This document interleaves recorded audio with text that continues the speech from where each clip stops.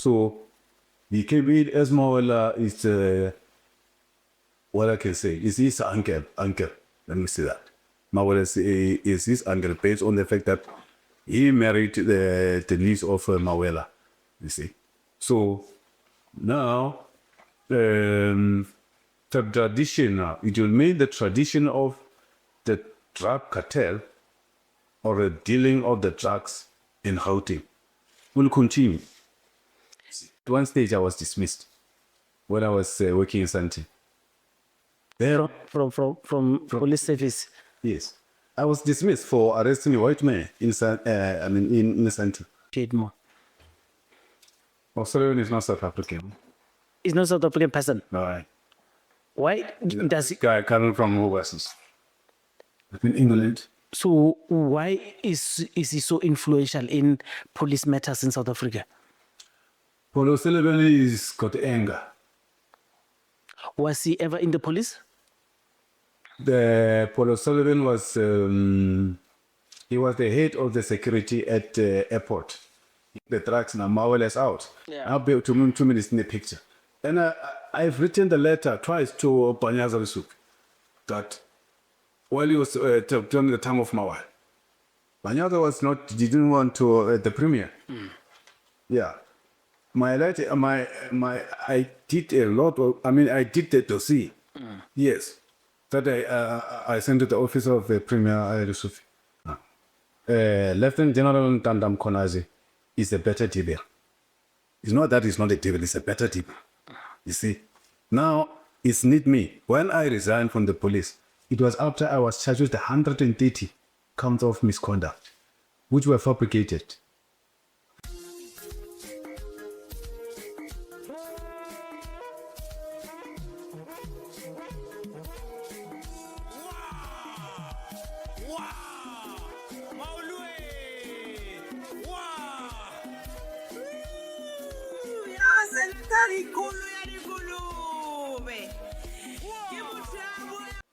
Mashani, politically incorrect, the most wanted person in South Africa is here at the Digital Photography Studios. I've been looking for him even before he was the most wanted, but he was likely to be the most wanted. And before I get further, I just want to check, man.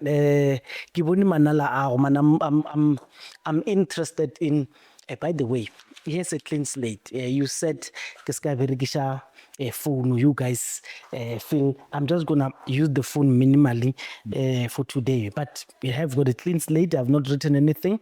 I'll write my questions there so I can address them. But Lamutseba, advocate Tefo, is very difficult when he speaks. Back, and then I'll ask him these questions here for everyone to follow. So, I'm not going to ask him to introduce himself. I'm just going to do this.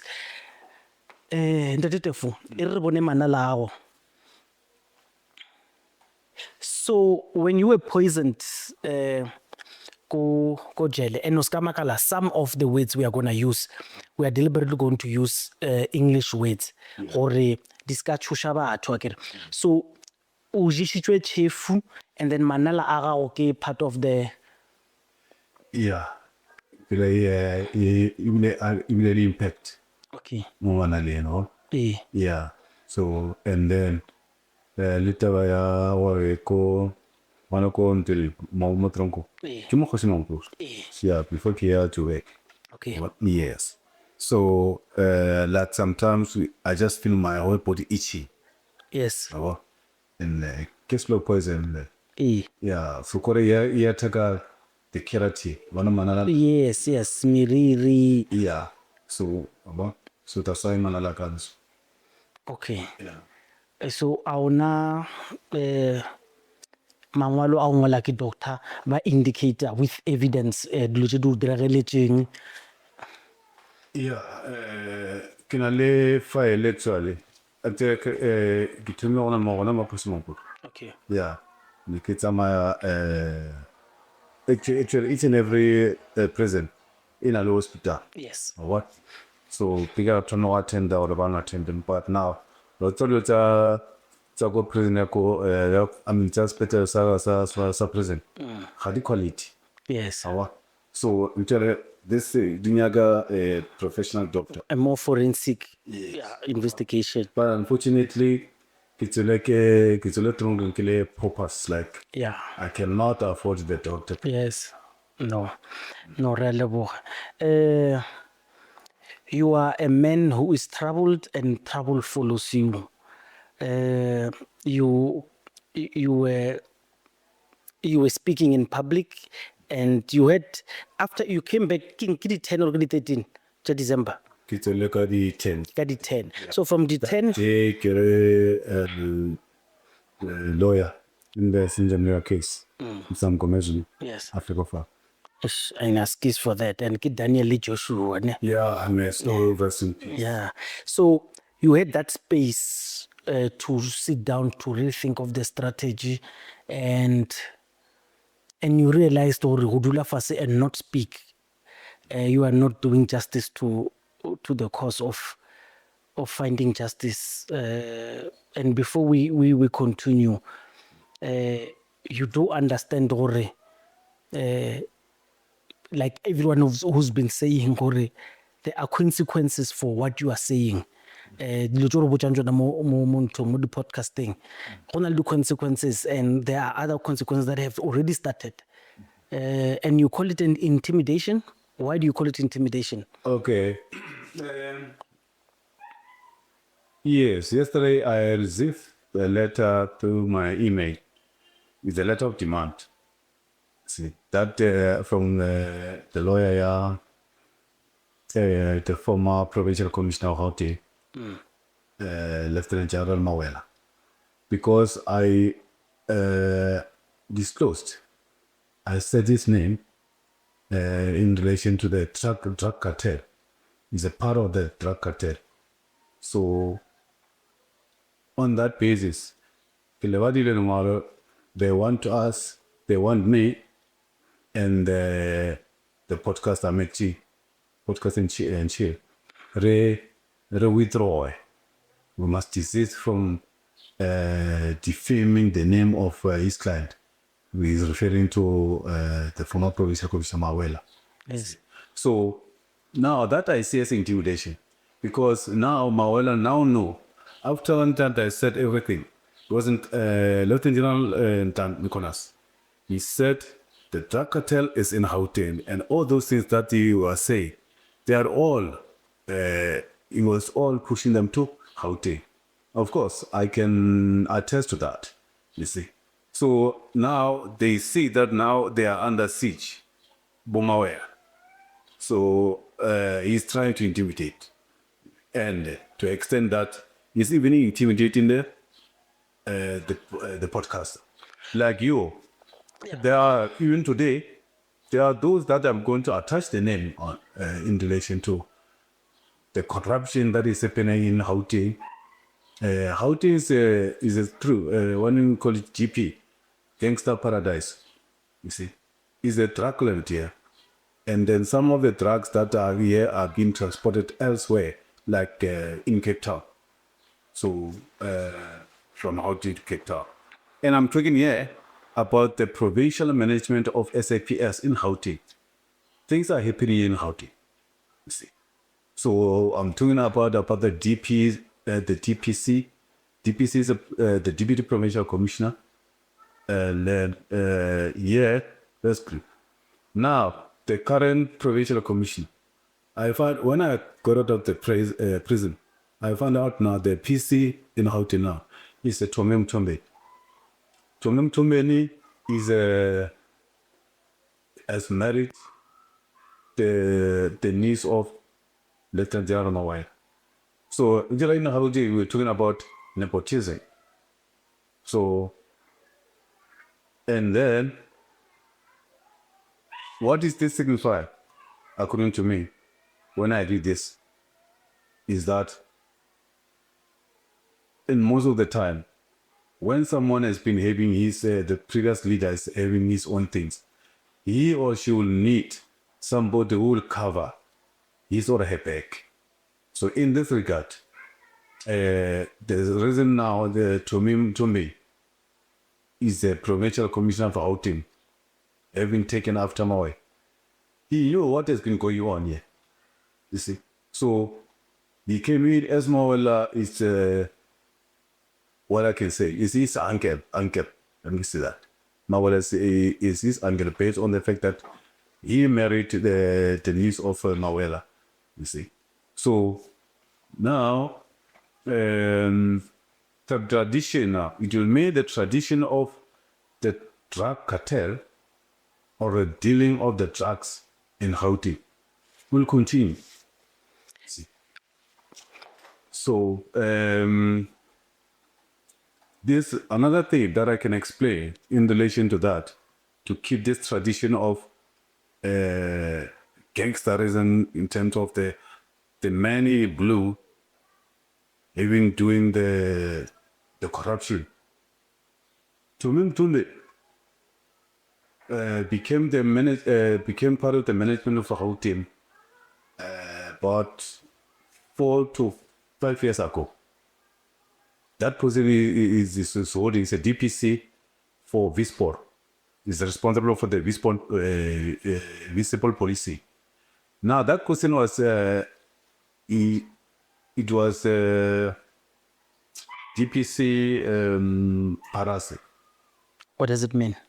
No, Parase is past one Oh, the person who, the previous position. Okay. Previous Deputy Provincial Commissioner for Vispor. As far as he died during the person, say allegedly through the COVID. See.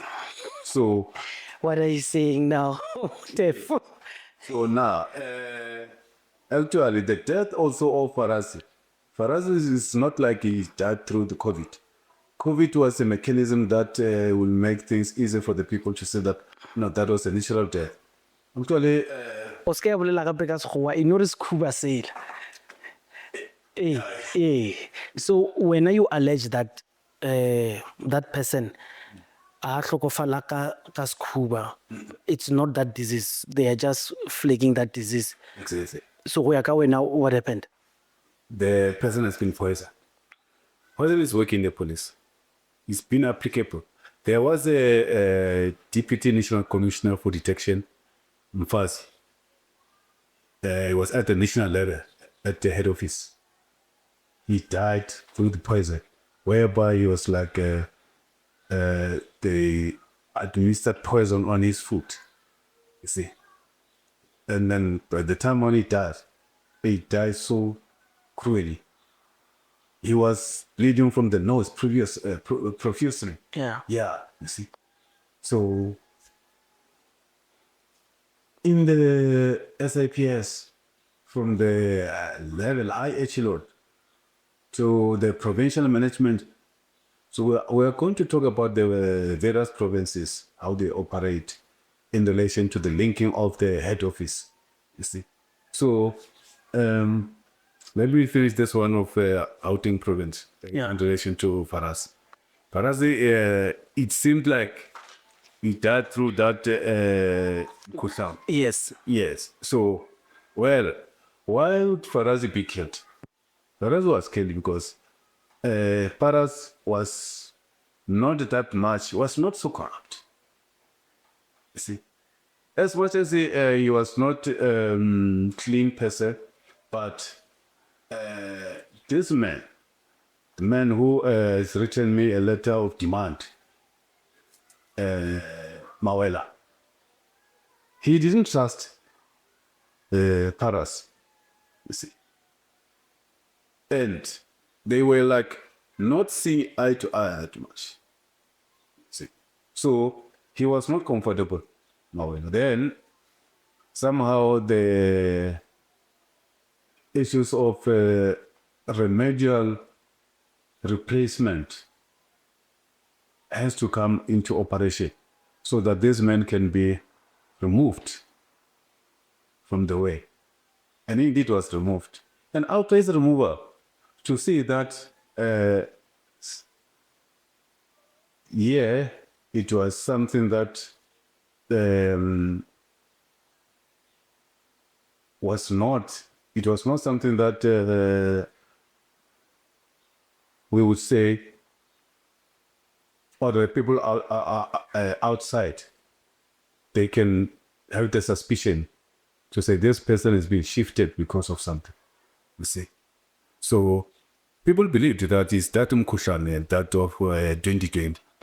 Yes. So well, actually, the poison was administered, and then after there was a vacant. There was not even advertisement for that position. The current provincial commissioner, Tony Mtule, was a district commander here in Pretoria. The one that is related to Mawe. He was just put from Pretoria, brought to Johannesburg. He just filled that position, laterally so. But anyway, he was still a major general here.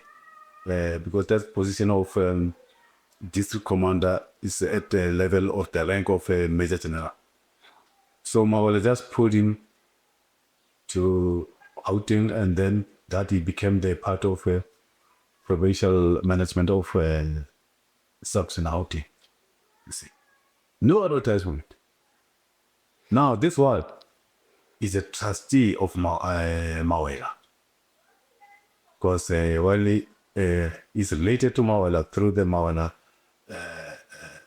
snip that he married. The Mtwil married. And then they worked. They worked together. From that time, we can see Mawalanas is free. Because the stumbling block is gone.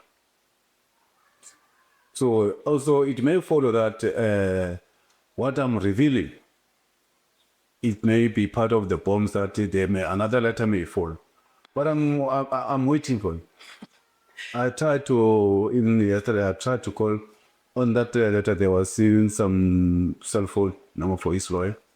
I tried to call his lawyer, but there was no answer. But today, this morning, I text Mr. Mawela to say the receipt of your letter of demand, and in bracket I say love letter is hereby received. And then I also find the cell number of the lawyer in that letter. I saved it. Fortunately, just the WhatsApp. I also text him to show that I've received that letter of demand. See, and then I'm ready. You see, when you do, someone sending the email, nowadays there is this technology underneath to show that the next person, the sender, can see that you've received. You see, either said, welcome, received with, noted with thing, and then other those things. So, but now I chose that to say, thank you, welcome. Yes. Yes, welcome, thank you. That is it. Yes. See, yeah, I can see that. Indeed, I've received it. Okay. Yes. So I'm so anxious. I can't wait until Monday, because Monday I have to talk to them. And I know the address. If they are not answering, if that lawyer is not answering, I'll go straight there to the lawyer's offices. Because he written to me and to the podcaster. Yeah. Yeah. So I just want to understand. Now you are told to desist from doing exactly what you are doing now. Exactly. Why do you do it? Are you not afraid? Are you suicidal? I'm asking you a question that people are asking in the comments. They just want to know. Yes. Suicidal, no. I'm factual. And I'm anti-corruption. So most of the things that they say you would have said. And by the way, at the beginning of this, that's the reason why we issued a disclaimer to distance ourselves from his utterances. Yeah. Yes, to your opinions and stuff. I just want to understand, according to you, when you do this, do you not think you are you are attracting fire to yourself, and does it not put your life at risk, or maybe even your career? You previously explained why you have not been struck of the bar. You're not removed from the bar. You are still practicing. But I do know that you are struggling to represent people in court because there are certain juries who do not want to work with you. Can you explain that part? Because you've created enemies from all spheres, from politicians, from jurists, and even from the authorities, crime fighting authorities. So can you explain why other jurors don't want to work with you? Yeah, I'm underlining the last line. Yeah. Say, crime fighting. Yeah. Bheki. Okay, so I am the crime fighter myself. Here I'm not crime fighting. okay, so The crime committers. oh, so the SAPS is not crime fighting authorities. SAPS is supposed to be in terms of Section 205 of the Constitution. That is establishment of the policing. Yes. So there are the nitty-gritty in terms of the establishment of the police service. Yes. Yeah, it's Section 205 of the Constitution. So there are, you check in there, say the reason that this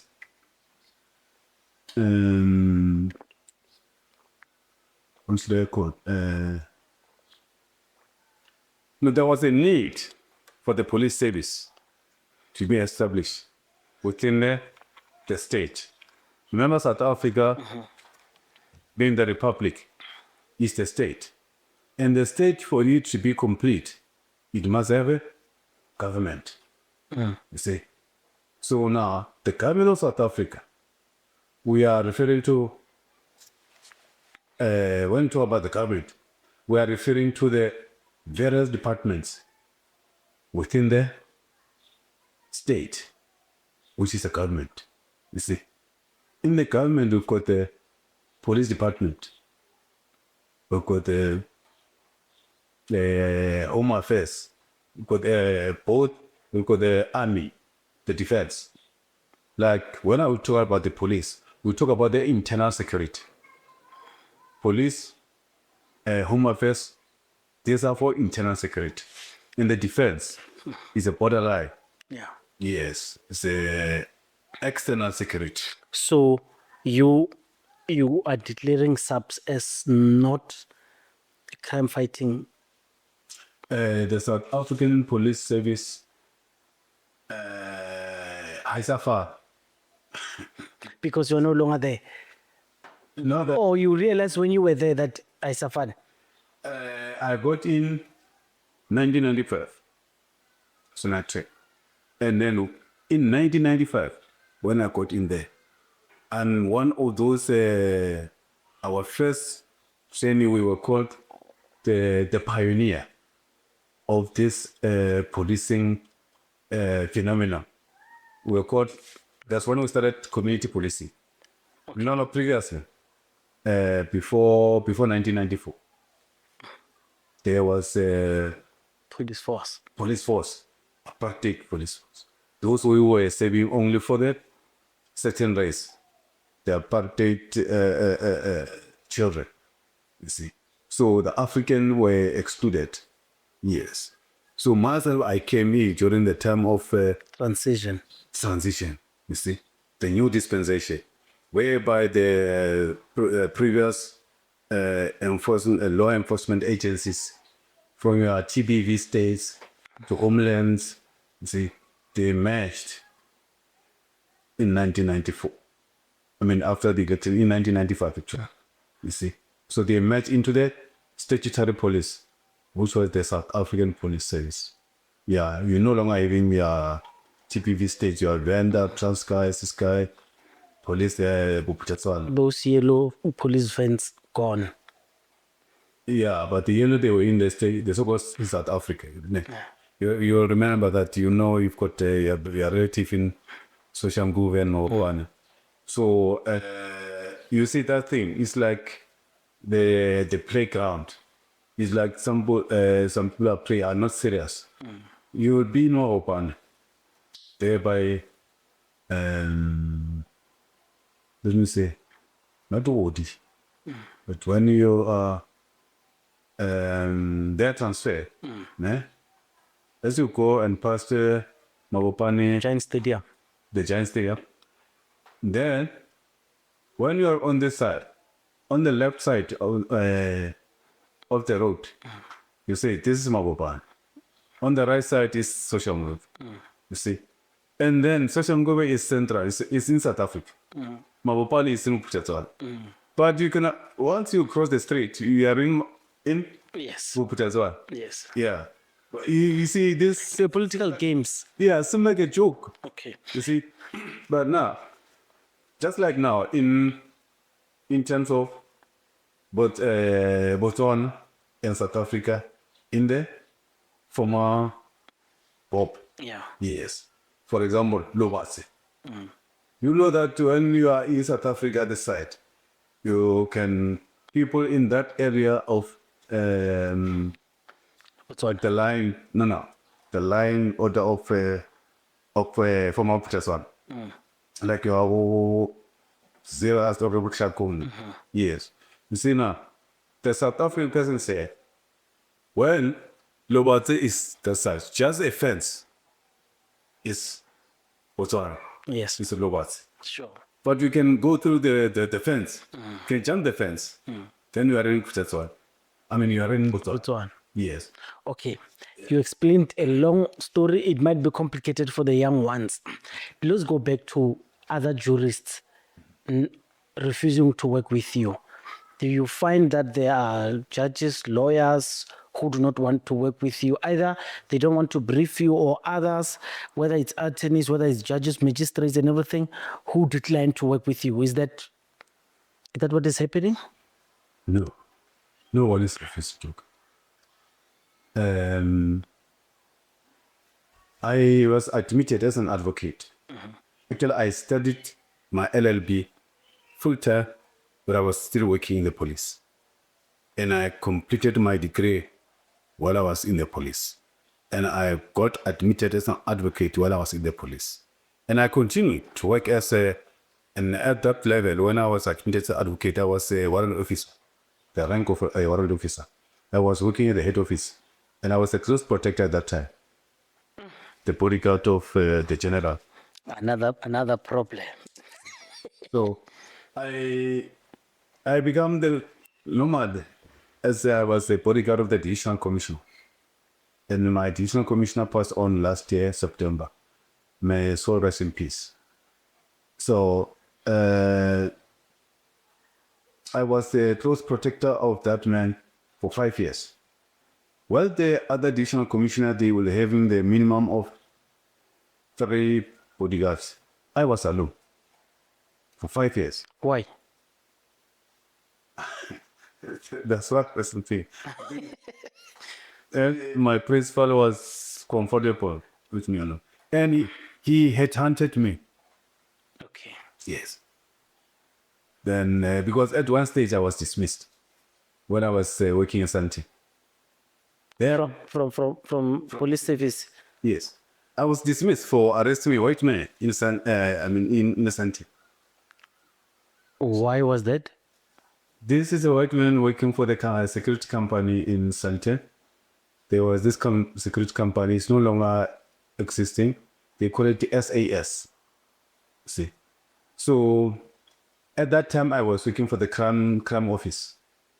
And then one day, this guy, the security person, it was on Monday. The guy, I think he slept somewhere. Maybe didn't sleep at home at his normal place, whereby he was supposed to have you it light in uniform. So he went straight to the post. He was just wearing his private. Then this guy is a white guy. He's a supervisor in that security company. Then when he was visiting the site, he found that guy at that side. This guy was security was the post was at the clusters in Sante. The cluster Police clusters. I'm referring to the townhouse. Okay. Yeah, the Yes. house. It was a bodyguard there. I mean, not bodyguard, Of security guard. a security guard there. You see. So now, when the supervisor came to the site and found this guy wearing the uniform, asked him about the guy so to explain to him the way he explained to me later when he came to open the case. Because that guy assaulted him. And he even called him a K-weight. So the guy came to the police station to report the incident. But my supervisor assaulted me because I was not leading a work uniform while I was on duty. Yes. And then Yeah, and he said for that, okay, wait. the client will terminate the contract. So actually, according to this supervisor, what the guy was doing, it was a risk of termination. Yeah, this agreed the comment for termination of the contract. You see, so, but that was not a justification for the assault person to call him the K-weight and assault. So he came to the police station. He found me there. Then, actually, it's not like he came to me first. He went to one of my colleague. That we first got into the church office. They call it CSC in Santa. Then, because us who are working in the front office, we are wearing our private clothes. So it's like we are detective, but we are not doing the full investigation.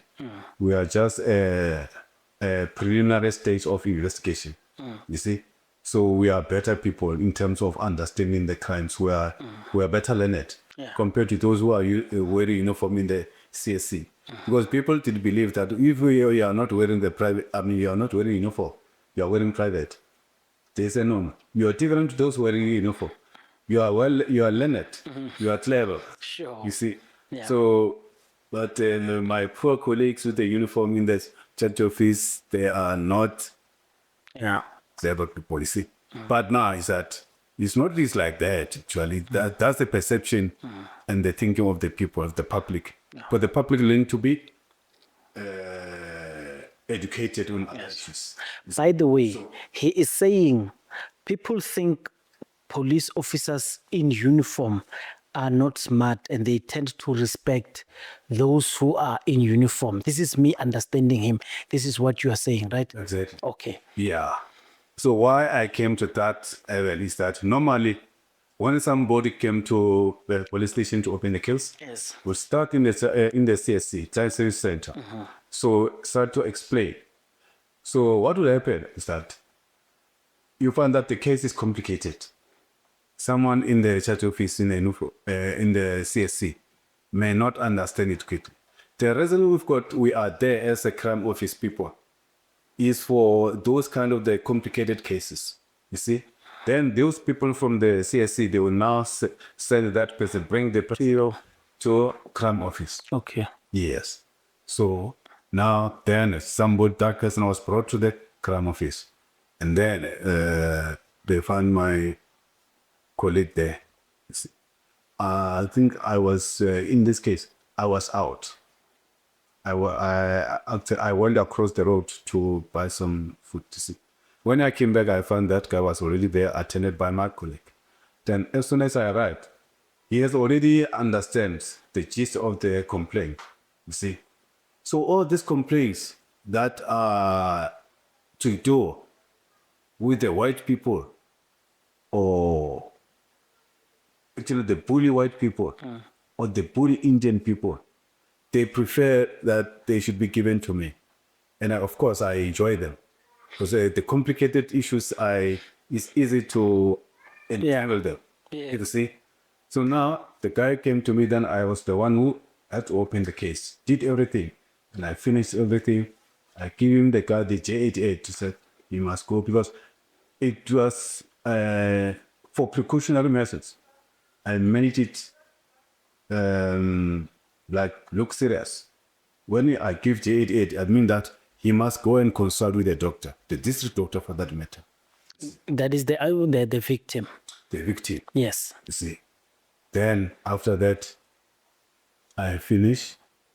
I take it for the CASI. The CASI is to register it for the case number. Yes.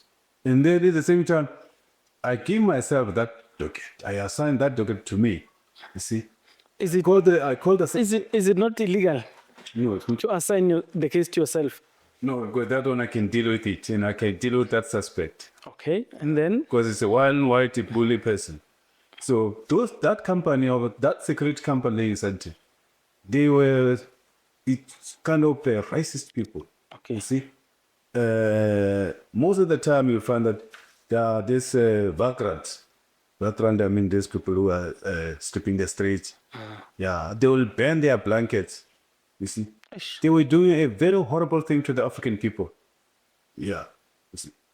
Mostly they are white people there. You see, they will do horrible things to African people. Yeah. Yes. So then I then called the suspect. I phoned the suspect to come to the police station. And I told him everything that, look, the case has been opened against him, the assault case and the criminal injury for the K weight. Yes. So the suspect said, okay,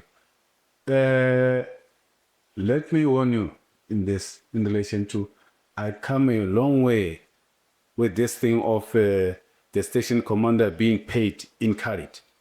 You see, my station commander is still alive.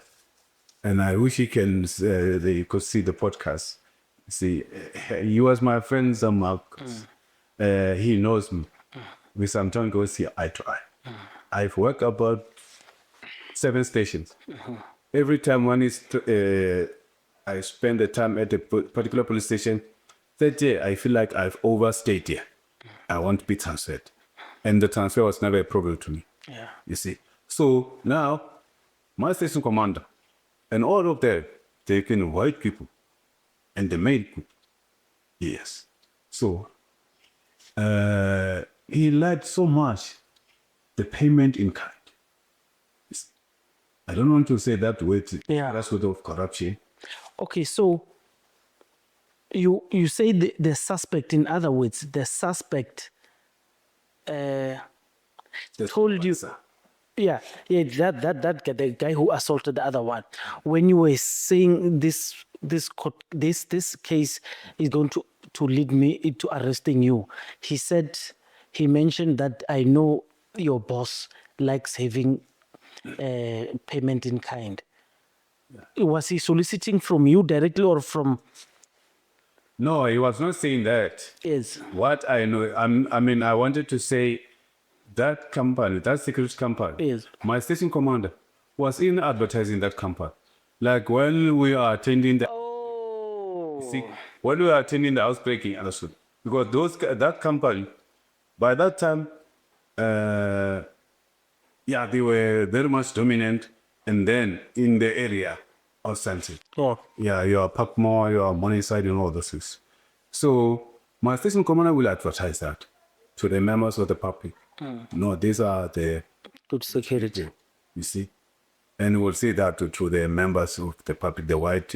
So when you arrest, So now, when you arrest the guy, month end, my station commander will receive the grocery from that company. how? They buy the grocery for him. Just to say there, because he's So that's the payment.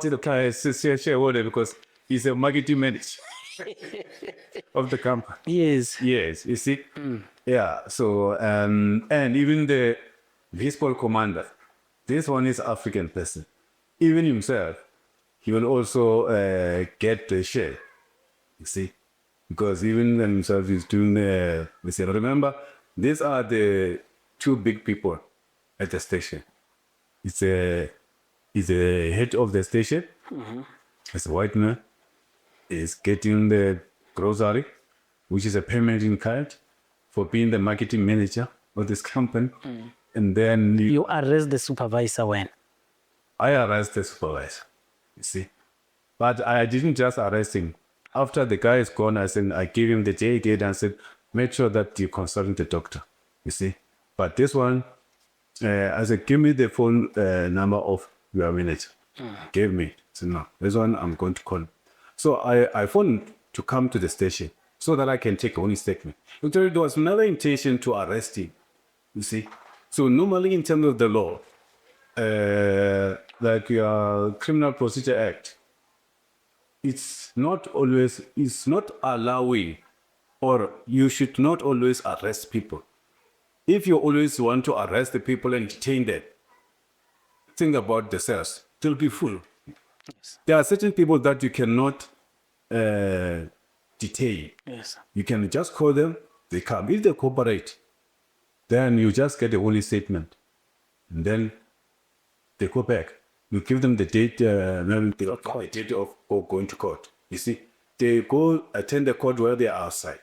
This thing of making the people to always get into the court and now they seek the bail. You detail them, and then when they go to court, they are in the shop. They go to court and to ask the bail. And more often than that, nowadays the people will be denied the bail. You see. And now this magistrate, especially the magistrate, our justice system is very corrupt. It's very complicit, it's compromised, you see. And it's only for the African people, this thing of being detained and you go to court only to go and ask for a bail. Yeah. And they will deny your bail. Yeah, if you are in Kitora, they will deny your bail. And then they send you the remand. Go to Hoshimampo. And we will say, the first appearance will be after 2 months. You see. But now I had a white person there where I'm staying. He vandalized my place and he did all this nonsensical thing. See, I opened the case. After I opened the case, then the police came. We opened the case. Then later on, I received the message of SMS for the case number. Then, but after, the following day, I phoned the station. So no, I've received the case number. I phoned the station command. I've received the case number, and then I expect you guys to come and arrest this person because it's a threat to me. He said, no, we know things. We cannot just arrest this person. You understand. Always people are so sarcastic to me. Like they will tell me, like, you are a former police. This thing must go to SPP. You see. But when it's me, they just arrest me here and there. Yeah. They don't even charge me. I'm going to jail. You see. Yeah. But now when I myself, I'm the victim, and then I'm the complainant, I will be given a long lessons of how the case operates, how the police work. You cannot just come and arrest the person. In this case, it's a white person. Okay?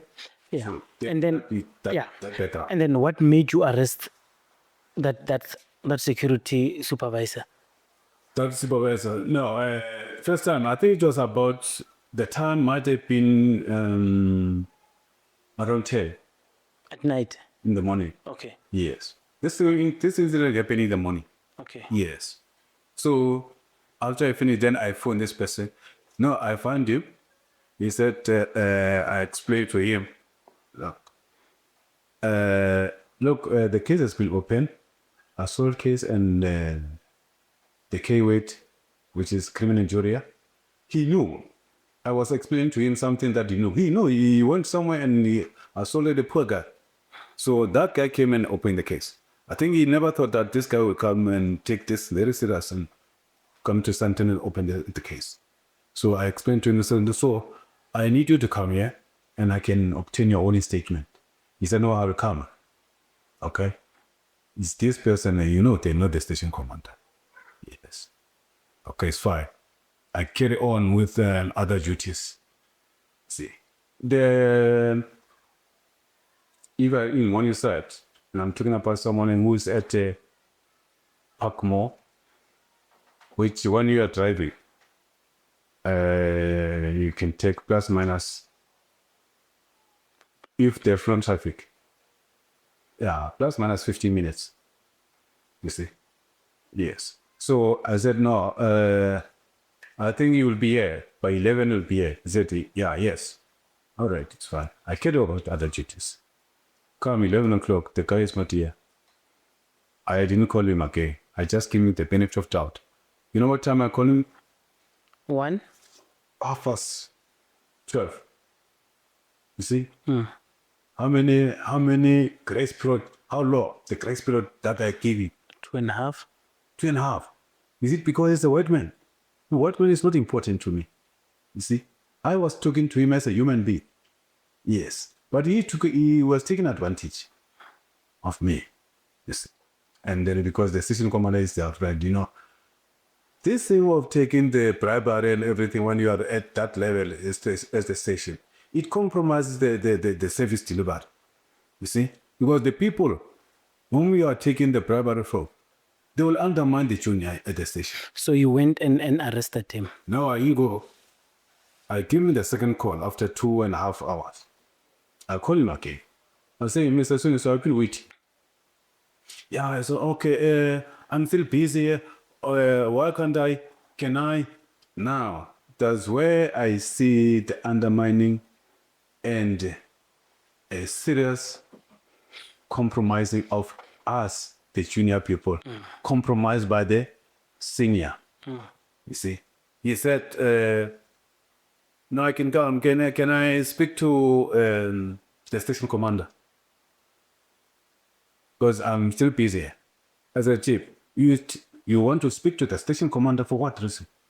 It's me who's asking you to come. So why do you want to speak to station commander? I'm the one who's handling the matter. I'm the one who's calling the shots here. Yeah. So now it's like, now it has to degenerate to that level of we want to make an argument. You see? So what is it? It's like he's saying to me, you are not important. I know your boss. You know, that kind of issues. Yeah. That thing once happened recently with the Kuptas. You see? So saying, no, do you know me? I've represented 2 members at the police station who were trying to stop the Kuptas. And the Kuptas, they asked them if they know who they are. Unfortunately, those guys, no. They don't take nonsense. My police officer, you see, they lock the Kuptas, set them by force. They even bring them to the police station, so, or obstructing the administration of justice. You see, by disturbing the police to perform its duties. Yes. So now those people, those kind of the people that, do you know who I am? You see, you lose the job. I've got the number of your boss. See. So that guy told you so? No, I give you what normally okay. kind of Yes. decision they are. But this one, what this one was saying to me, actually the way he was saying, though he didn't be specific to say that, but when I call him first time, he promised that by 11 he'll get at the station. So 11 went past. After 2.5 hours, he's still not there. I call him. Now in this second time, after 2 hours that he promised that he'd be coming, he didn't come. It's like he's not willing to come because he's called by me. He now telling me that he can come to the station command. He can solve this issue with the station command. You understand what he's saying? That is by implication. That look, yeah, because he knew that the guys opened the case against him, and he knew what I wanted from him. You see, so for him to come to me and I obtained the statement from him, is that kind of a humiliation according to him. You understand? Yes. How the people will undermine we junior people because they've got the relations with the senior people in terms of this corruption that is there. Okay. Yeah. So, and now, ultimately, now how did we end? I said to him, look, it's 12:30 now. By 1:30 you must be here. I give you 1 hour. Yes. Yeah. If you are not here by 1:30, just you and me. You see. Yeah. Now I was giving the timeline. I was giving the deadline. Then I dropped. Then the man was not there 1:30. And then what did you The do? man, I have to wait. The man is not there at 2. The man was not there at 2:30. But I'm not working for him. It's not like I'm sitting. Like, Yeah. there's a job in Cartel. You'll work. You see? So you do other jobs. And at 2:30, it's not there. Then there is like the regular for the crime prevention people. Came. I asked this what they say, because us in the crime office we don't have the car. Okay, it was only one director that we use.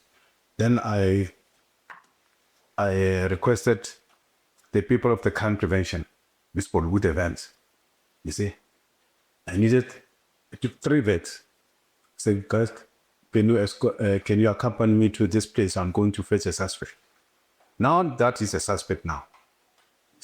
No, we went together. I got into one of the vans. Then we are convoy. We go to Paco. We arrived there. Guess what? When I arrived there, we found that this man is now the chairperson of the dismissal hearing. The same guy that he assaulted, they are now in the dismissal hearing. The reason he can't come is because he's disciplining that victim. He's now disciplining the victim. I think he called him to come because I know the last time when I parted ways with this guy, it was on after I gave him J8082 to consult with the doctor. Because by that time, he should be vindicated. He should go and consult with the doctor. You see? He should not go back to work. So that man, he called him to come to work. You see? So all this thing of delay to say, no, I will come, I'll come. Little did I know, he called the guy to come to the Police station. No, for the head offices, Yes. so he can discipline him. Yeah. Even that discipline is not in terms of the Labor Relations Act. You see, it's not according to the Labor Relations Act. You see, you just discipline year and fire him. Expeditious. Okay, then you arrest him. So, no, what did I have there? We find that he was in that disciplinary hearing. Then I got in and said, no, this has got to stop. See, I've been calling you humbly, so we've undermined you. You see. So now he's the manager now. That guy was the CEO. Was there. So I saying to this guy, I'm arresting you. He's a tall guy. I said, see, and a giant. So I said, no, I put you under arrest. You cannot undermine me to that extent. So I may look the way I look, but that is not a license undermine. Yeah, this is a post 1994. Yeah. Yeah, sometimes some people there in Santana, I have to remind them. Yeah. Sometimes you go and they call to come and attend the complaint somewhere. When you arrive there, this person is already out. We'll check the time. I phoned the police for the past 3 hours ago. Hey, chief, you're not the only one. What's the problem? Can I help you? Or I go. You don't put it as if you are the only one here and you are not important. I will tell them straight where to get up. You see. So now this one, okay, he pleaded it is no the CEO sort of. He also came there. He said no, surgeon. He was calling me surgeon. Yeah, and by that time I was constable. You see, because they're not, because those people are okay. The other thing that I shouldn't forget, why they are so complacent and why they are behaving like this, undermining us, is because they had to donate. They've donated about 3 city gold to the station for the crime prevention. You see, it's another thing. If you give the police station the car, but they didn't give me those cars. They gave the police station. Thank you, Philo. They didn't bribe me. And I give her the car like that. I was just a mere stuff. Maybe something that make you angry. Yeah.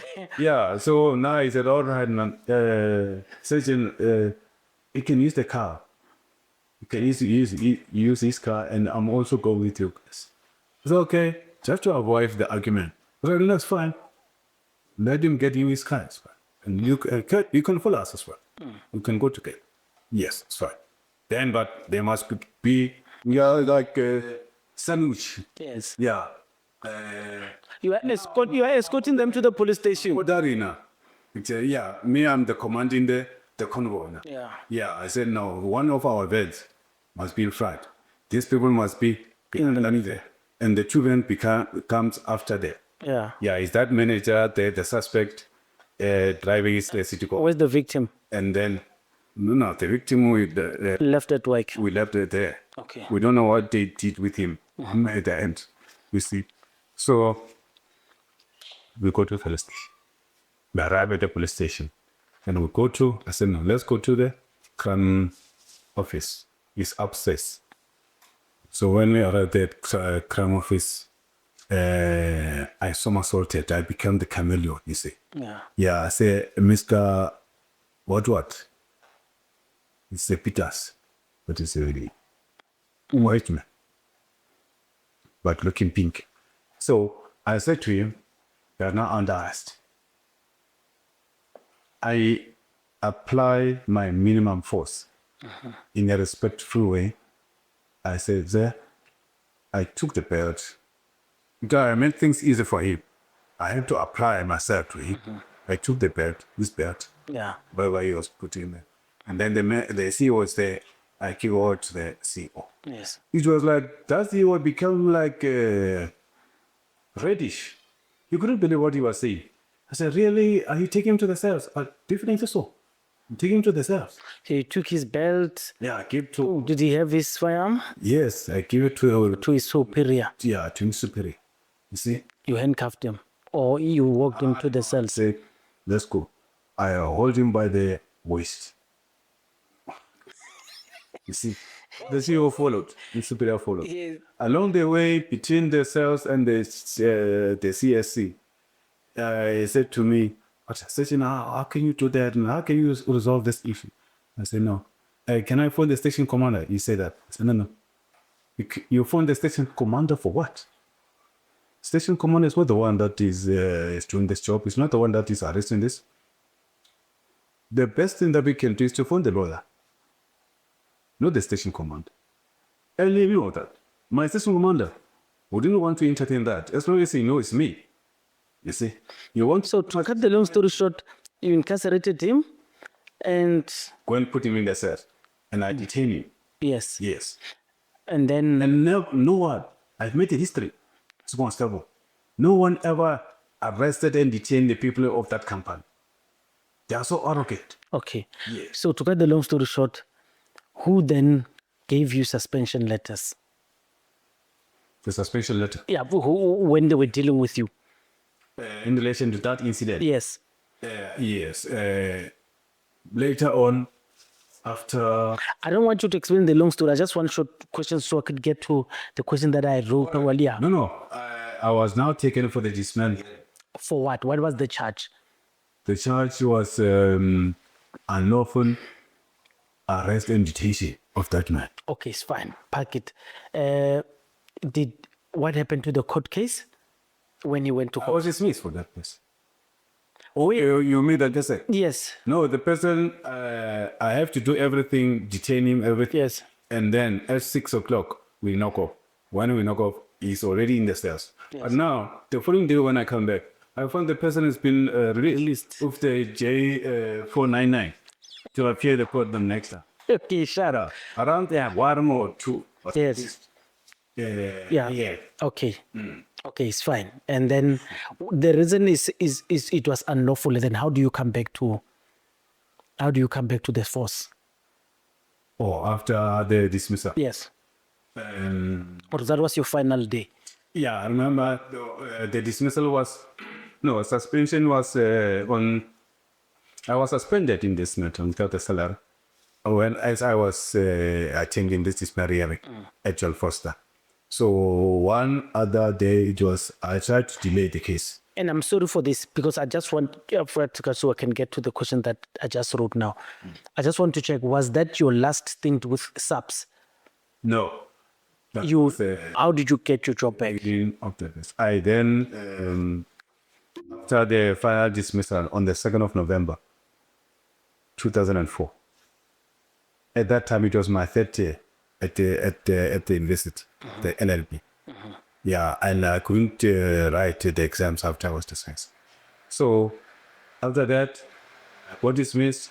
And then because once you are dismissed, you can make a appeal within 30 days. So, but I stayed two weeks just to relax. I didn't do anything.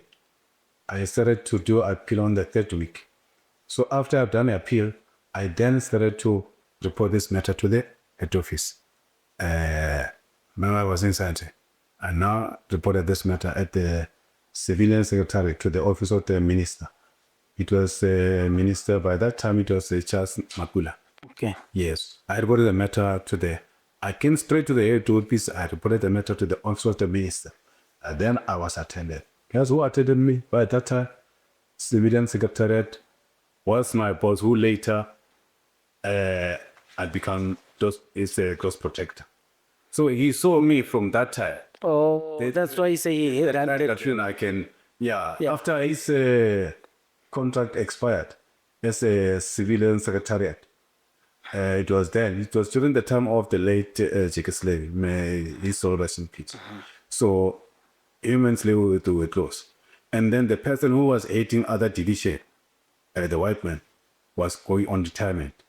Then Cele took his comrade. Remember just that time of the ANC people, comrade, job for the PAL. He planted the comrade. Yeah, then he planted the comrade there, in the divisional. Then that's where, when that, among the package of that position of the comrade of divisional commissioner, you must have your close protector. That's how I came in. Okay, no. So I'm going to do this. You were a VIP protector at some point, a close protection officer. This VIP security policemen, they then become friends and subjects of politicians. Is that a healthy relationship for a police officer to be in? And is there comeback after you become a VIP of a minister, for example? Then what, if you are no longer that VIP protector, then what becomes of you? Do you go back to the station? What is the nature of this thing? Is it difficult? Is it dangerous? Yeah, I see. Myself, it was not like literally the VIP at one of the ministers. Yes, yours I understand. Yes. I'm speaking about this. Okay, now you are talking about the VIPs. Yes. Yes. I had people who have been the VIP. That about 3, if not 2 or 3, that I used to work with them is something. Yeah, and others I know them from other. They become they join VIP. Most of the time, most of the people that I know, after they went there, I'm talking about those who were taken from the police station. Yes. Yes, they never came back. And normally, because why I can say is the issue of the situation there. Remember when you are at the police station? You see a lot of things on the VIP. But yeah, despite that, in relation to your package. Your rank. Yeah. No, most of them are junior ranks. Okay. Yeah, but now the money that they get there. The overtime and the packages. Yeah. So those VIPs that they report, they what is that when you accumulate the hours? Yes.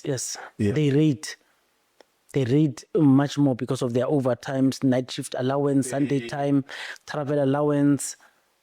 Yeah, they rate and the hours until at the VIP, the ministers, is until 200 hours. Okay. Yeah, but now the presidential are unlimited. You see, in myself there as Geneva, I was the rate of the hours. It was I was taking until 160 hours. Yes. So my salary and my overtime. But now the overtime should not be more than the salary. Okay. But my overtime, most of the time, is above 10,000. You see, and I was the warrant officer at that time. Yes. So Okay. It became dangerous or too tempting. yeah, I see. That's why that's why these people cannot never come back, especially if you have been at the station. Yes. That's why they will never go back to the police station, because now you are alive. Depends on this money. Yes, it's just like now. If you can go to police station, you're just going to get your. Basic salary. You see, it's like now it's a demotion. Okay. Yes. So now you've started to lead that life of getting to. So, but then you are saying these VIPs are not controlled, and I don't know which words to use. They are not controlled by this political. So, meaning these political heads don't make them do illegal things, because then they are trapped because of these monies and packages. No. I cannot say they are the VIPs out there. I mean, the ministers or the members, the MPs are making them to Yeah. somehow Okay. corrupt or whatever. Okay. No. So it's not a bad thing. No, the issue is all about. But the fact of the matter is that if you and me were the bodyguard of Minister X, Yeah. we must have the relationship with the Minister X. We are now going to be the part of the Minister X family. I will know the wife of Minister X. The I secret. know the children of the Minister X. Yes, you know the secret. Okay, sharp. Let's leave the VIP protection. But you must die with the secret. Yeah, that's the part I'm talking about, not returning back to the station. No, I talk too much about my principal, but Yeah, I understand. this soul rest in peace. So I'm just going to throw names here. Then I want you to tell me who's a better person for the police and for the country. Mukwanazi and O'Sullivan. Who as South Africans should we appreciate more? Australian is not South African. He's not a South African person. No, Why does it? guy coming from overseas. In England. So why is he so influential in police matters in South Africa? Paul O'Sullivan is got anger. Was he ever in the police? The Paul O'Sullivan was he was the head of the security at the airport. He was working for this company they called AXA. Yes, Airport Company South Africa, yes. Yes. So that company is a company taking care of the Air Force. Port of entry. Port entry. You see, and especially when you talk about international, Joburg International, our term, you see. So he had a contract that comes the millions, and then he had enjoyed a lucrative contract of OR Tambo. Many years. And then came the term of the late Cele. Cele is the one who terminated Paul O'Sullivan's AXA contract. So now, whatever you see, this issues of Paul O'Sullivan is an angry man. He was so angry with the late Cele. That's why he made sure that this man must fight him until he go down. Because, I mean, who would have loved to lose such a contract of the AXA? Yes. And then Mkwanazi. Mkwanazi is a police, in and out. Yeah, Lieutenant General Mkwanazi is a police left in and out. He's a police officer. So when you talk about what? You talk about minister. Is he a good person for the country? I'm trying to establish who is a good guy for us as South Africans. Mkwanazi is a servant. He's a disciplined servant. He's a member of South African Police Service. And Mkwanazi trained in the task force. You see. Is so resilient.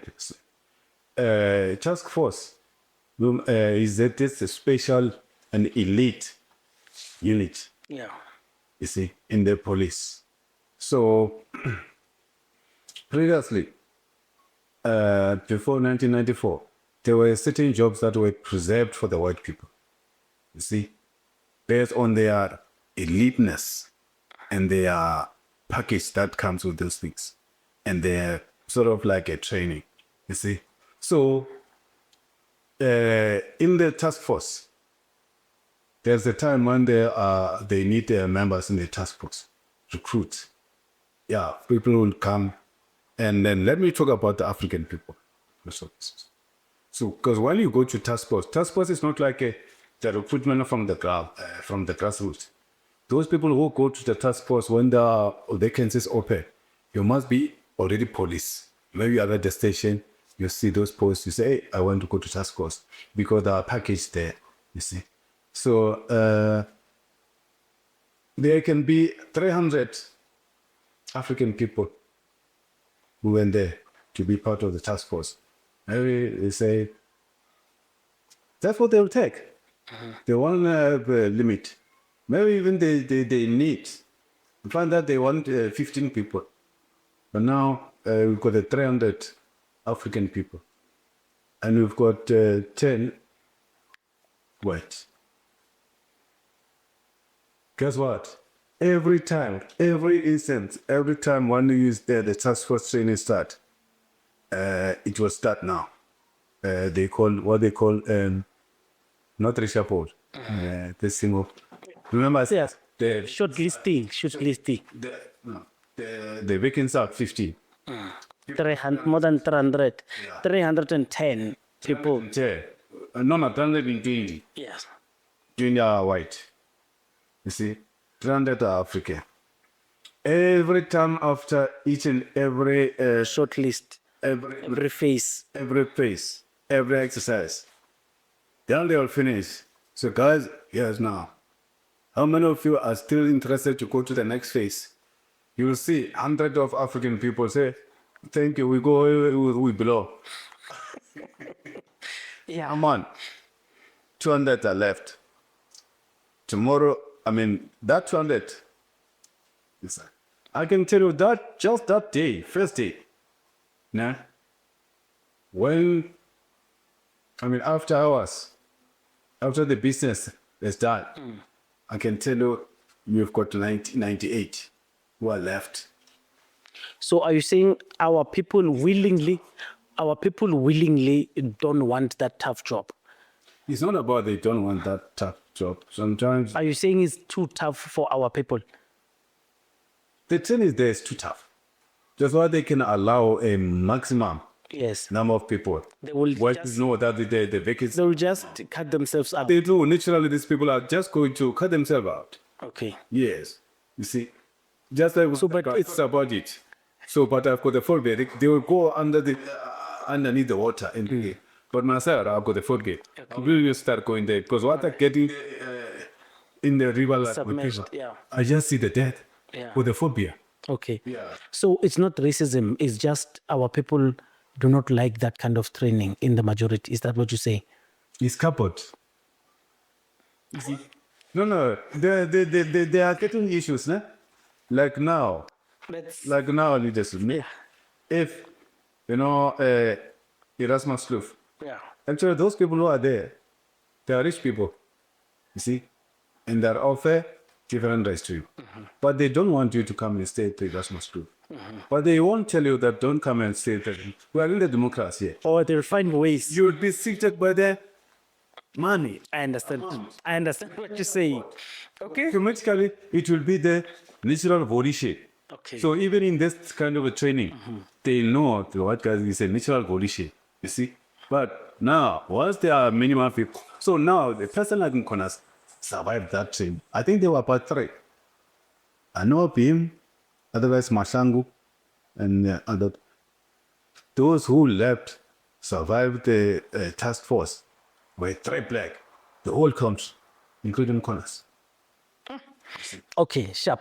Let's talk about. So you're saying Kwan is a good guy, is someone that we want. I'm going. But when he started to go home, he's arrived. We cannot force him. He must go home. Who? Kwanas. Yes. How? Why? Okay. But No, there have been people there. Okay, no, I understand that. All right, this fine. I understand. Myself, I was there in the police. I'm gone. Okay. History. Let's talk about, But I want to go back anyway. Bheki Cele and Senzo Mkhunu. As police ministers, who did a better job than the other?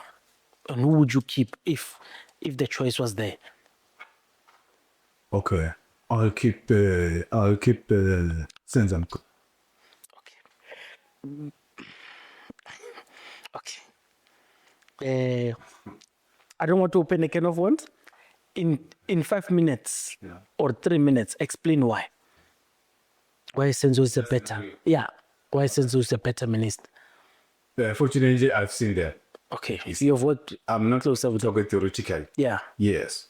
At one stage, even this one that I won't choose. He was the National Commissioner. He was my boss during that time when he was the National Commissioner. I was in the police. Yes, I had to interact with him. You see, and you know how he left that. He left after the corruption of the two police building, whether the Pretoria to the value of 1.7 billion. You see, that really is corrupt. Bheki Cele is corrupt. Yeah. Okay. You see, I've even opened some cases against him, of whereby he used the, if you are a public servant, in that level of minister, you've got the advisor. Okay. So, if you've done something wrong, like in this regard, typically, it was in relation to remember he was fired during the time of administration of the former president, Jacob Zuma.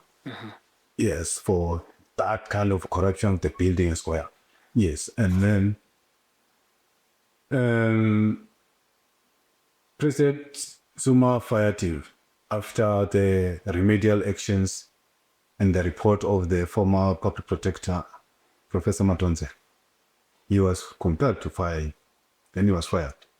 Then the former national commissioner, as a national commissioner by that time, he brought the review. We want to review. Yeah, and then that issue. And then President Zuma opposed this review. You see. So it was, remember, it was during 2015. Yes. So,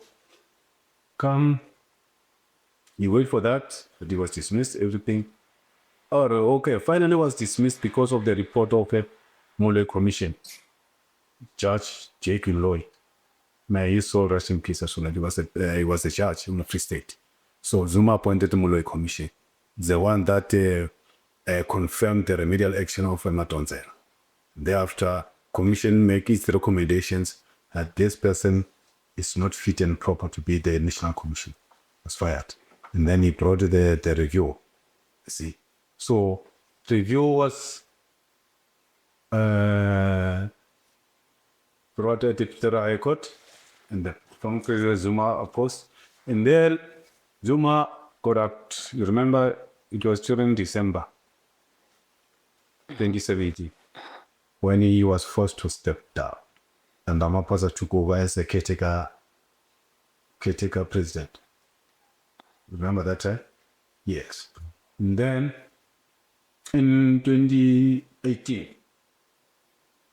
I don't want you to go further. 2018. Just allow me just to do this thing just about the why I wouldn't go for Minister Cele. Cele over Mkhulu. Yes, because now on the 2018, the 26th of February, the caretaker president Ramaphosa had a minute reshuffle.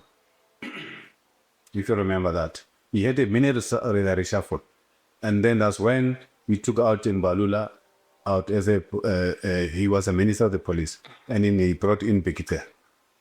And I had a case against President Ramaphosa to compel him to fire Cele.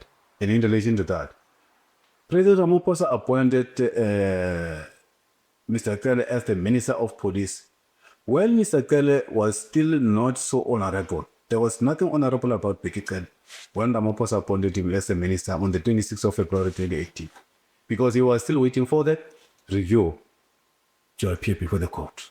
You see? Yes. So you're beefing with Ramaphosa and Bheki same time. Let's talk about Cele and Mbalula. Who was good for the police? In short, choose one. I know Cele was a better. Yeah, he was the best. Is he the best because he was not corrupt, or is he the best because you agreed with him?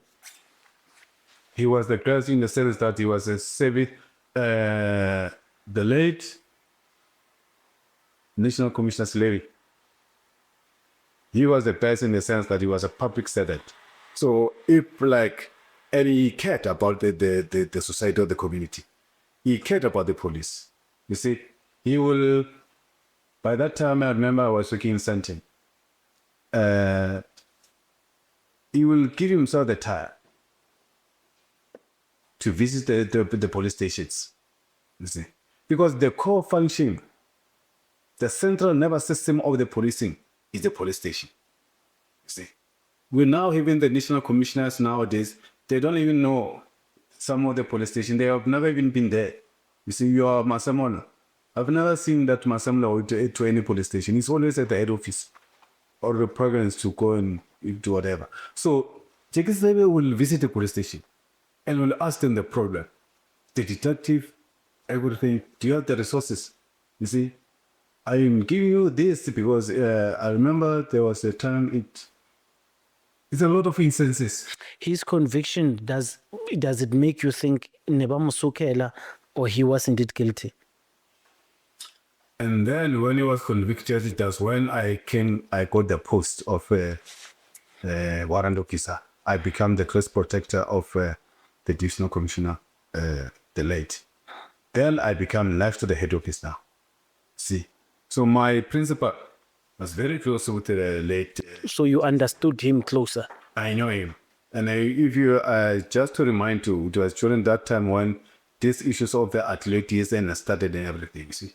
So I knew I was next to that. I would have been, maybe if push was to whatever, to solve, I would have been a witness because I know athletic personally. I know how they were working.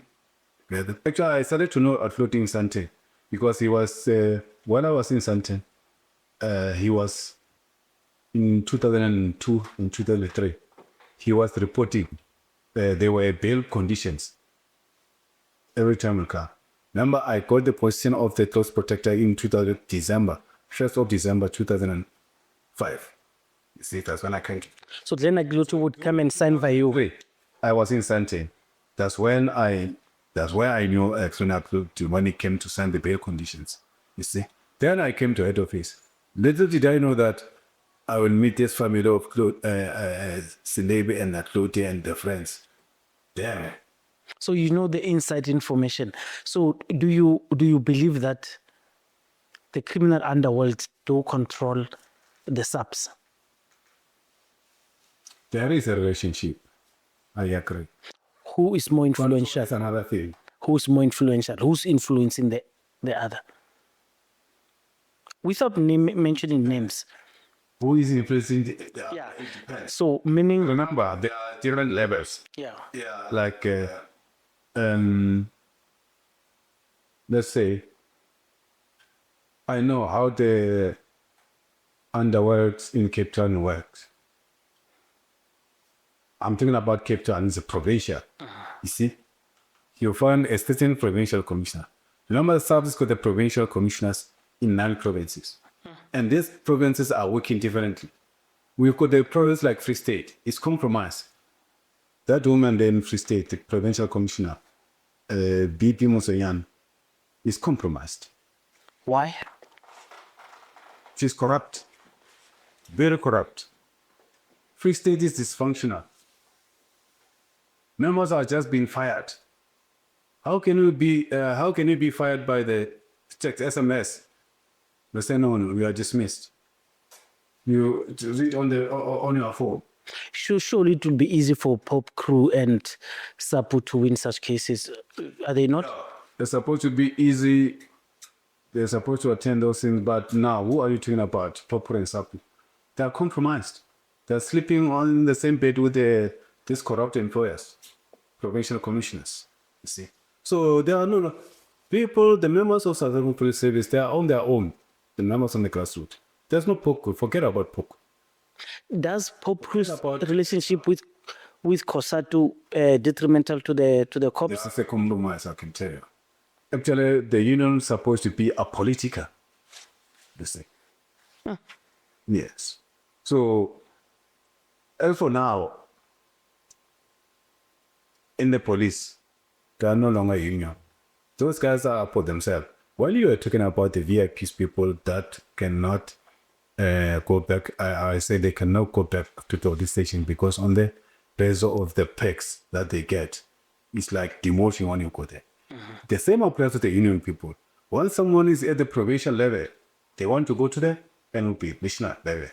And while they are at the missioner level, they no longer want to go back to the police station or to the employer. You see, because they put their allowance, they are becoming their own bosses here. You find that even someone now at the national level, they've got the property that they own, even the general doesn't own that. But the member at the rank of sergeant or warrant officer, you see, that is another corporate corruption that is not looked at the side of the unions. And this culture of the union, like the former president of Pokro, Mr. Kalokur, you see, that guy, when I joined the police in 95, he was the president of Pokro. I joined the police, I was in the police 19 years, I even resigned. He was still the president. They were even calling him Mugabe.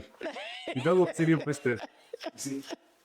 He left the Pokro after he killed the Pokro now. His brother-in-law now is the one now, the president of Pokro. You see, that man's got a lot of properties.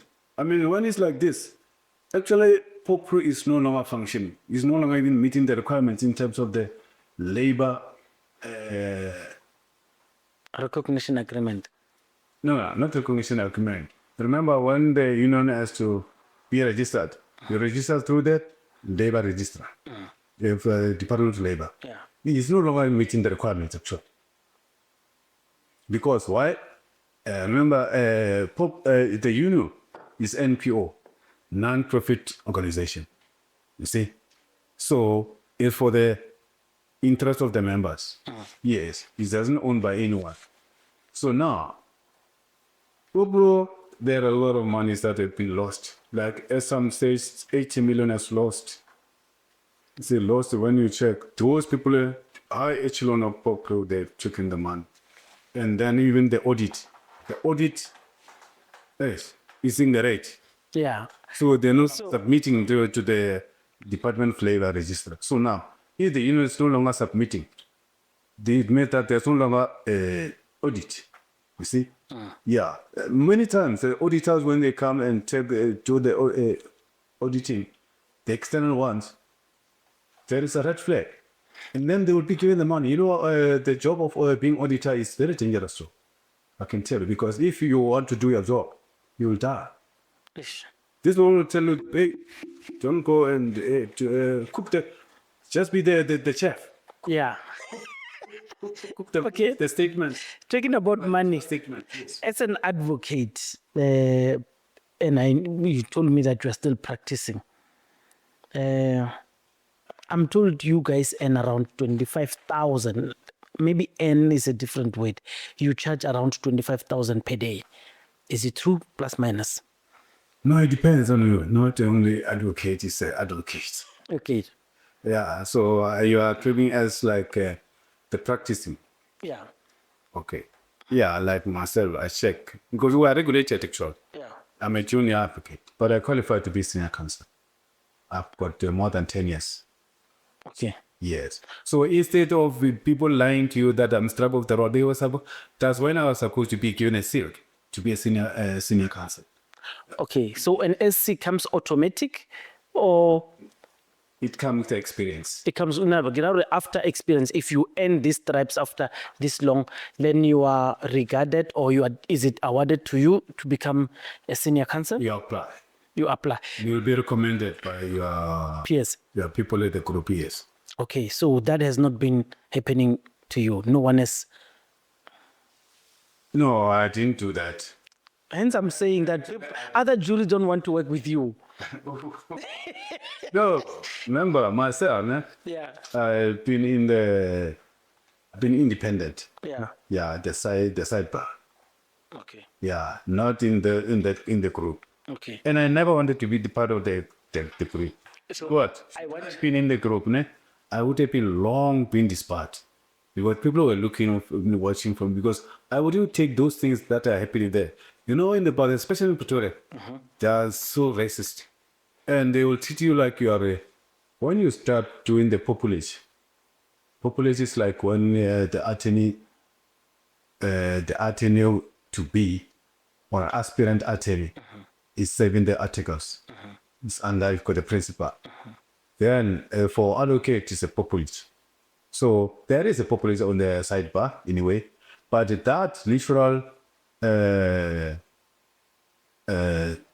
traditional bars, like your Santon or Johannesburg Bar Association or Apakates, those ones where you find that the SCs a lot, but they are white people, they're Indians. You see, you African people, you just get the remnants.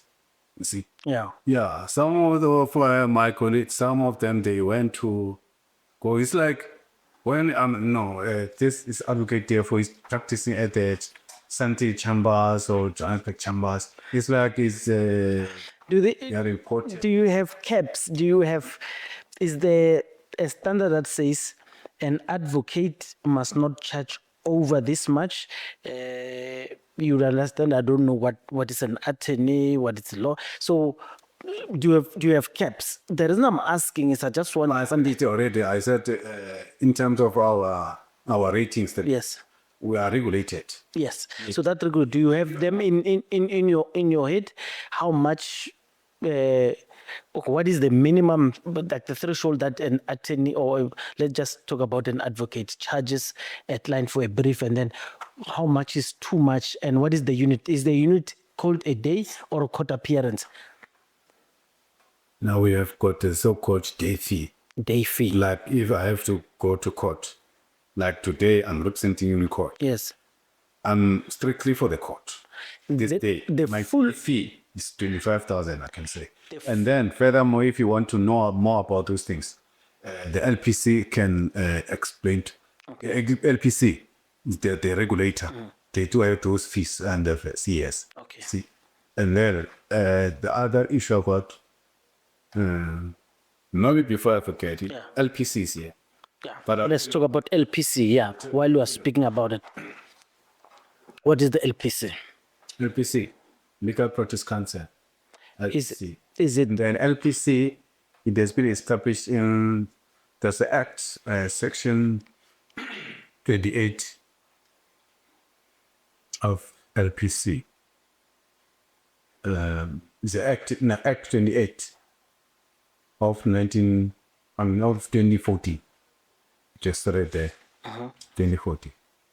Act 28 of 2014. LPA. Legal Practice Act 28 of 2014. So this LPA was established to regulate the lawyers. Now, previously we used to have the Attorneys Act and Advocates Act. I was admitted in them previously under the Advocates Act. So now the Act is one.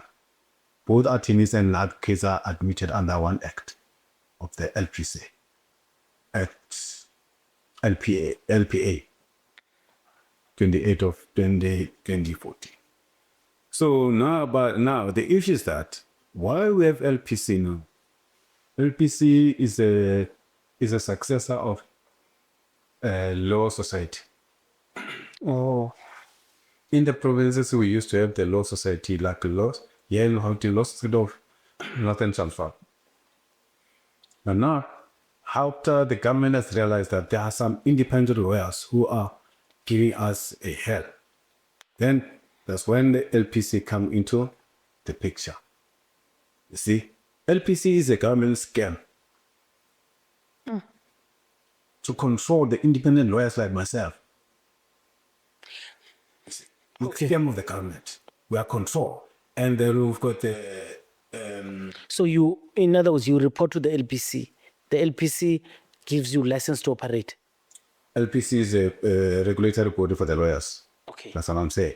Okay. It's And like when I was the police officer, I'm the member of South African Police Service. Okay. Is my employer, I report to their how counterpart. how different is it from a bar? No, still, all right. Previously, the bars, when there was, the bars were for the advocates, and then law society was for the attorneys. Those who are practicing the trust account. And the lawyers, the advocates were not practicing the trust account. But now, since the establishment of the LPA, 28 of 2014, as advocate, you can practice with the trust account. Okay. Yes. So, trust account is a account where you put the money of the clients. Why was advocate But nowadays, Dalimpofu in trouble with LPC? The politics around that? yeah, inside the politics. Yeah, like why was he? Because he dared them. He even said whatever they want to bring against him was even laughable, and it is politics. People were saying how politically influenced is it? Is it even an institution? How politically influenced it? Is it independent? What is it supposed to do? Like I said to you, that LPC is a government scam. It is supposed to check the ethics of lawyers. Yes, and then regulate their conduct. Yeah. So now, like, There's a certain decorum of a lawyer that you must uphold, and the LPC monitors you on that. no, certain conduct, standard, you see. As a lawyer, they will say, I'm fit and proper Okay. to practice as a lawyer. Meaning that I meet the requirements as a lawyer. So far, you think you meet those requirements? Me, Yes, you personally. beyond that. Okay. The LPC has not given you otherwise. What? The LPC has not, because we are talking about you have not been debarred. The LPC has not found you guilty of anything. You are a fully fledged lawyer, and this bad narrative against your name is a media spectacle that is not quantifiable. So you are fit and proper for the job that you do. I had about, if I have to remember, I had about 3 complaints against me. By the, no, that's true, it's right. From SAPS. From the members of the, from the clients. Okay. Of my clients. Client of your client. Yeah. Remember, my client is 18. Okay. Yes. Oh, no, I understand. Yes. And you, as a public member, you are a client of the 18. Okay. Yes. So, but those complaints, ultimately, they were actually against my attorney. So it was about overcharging. My attorney was found guilty of overcharging the client. Yes. Okay, but you were not found guilty of overcharging the attorney. No, me, I'm not the forefront. Okay, no, I understand. Yes. And then myself, I was but anyway, those complaints were resolved. Okay. I'm talking about something like when I started practice 2014. I'm talking about 2015, 2016, somewhere there. Okay. Yes. And then, see that I'm having the clean slate insofar as the LPC is concerned. I was never even under investigation by LPC. No, thank So you. now all this thing, I don't know where they are coming from because I was never charged. I never appeared before LPC, disciplinary committee. There is no sanction of dismissal. I mean, there's no sanction of, there's no finding against me. Okay. Yes. So all those things that you So ignore them. are you getting briefings as we speak? Are you still practicing? Do you have clients? Is your life, can people contact you if they want? They contact your law firm? So I'm still checking all of these things because the narrative we hear about you is, yeah, but I don't know how you guys operate, but I'm saying you are still working. The chamber. Okay. Yes, my chamber is in Kala, Okay. on the east. So you, Not in that group. So recently I wanted to join Babasa, that one of the Abutalim Pope on the Buskaka. Yeah, but they say they didn't take me because I did not have said I didn't have a population. You see, this is some of the bars, ne? Of the so I am correct. There are jurists who don't want to work with you, Tiff. no, I want to explain to you. Okay. Yes. Remember, you are a lake asset. Yes. Listen to me explain. I don't know even those jurists you're talking about. Yes. See. Sure. So those who don't want to work with me is not because I'm a bad person, it's because I'm the best. You see. So Okay, sorry. what you must know, ne? In the legal fraternity, there's a lot of jealousy, Oh. greed, Oh. witchcraft. Yeah, there is a greed, serious greed, a serious jealous, and witchcraft. So, So sometimes I don't want to go and practice in a group of people because they will be wishing. yeah. Yeah, don't do witchcraft. So it's very difficult for us to understand who are not in your space. So there's a group of Moses Kakani Lewu Dalimbo. Differ in terms of the past. So it's a bar is an association. So theirs is called what? There is Johannesburg Bar, Okay. which is in Santent. Okay. So, even in there's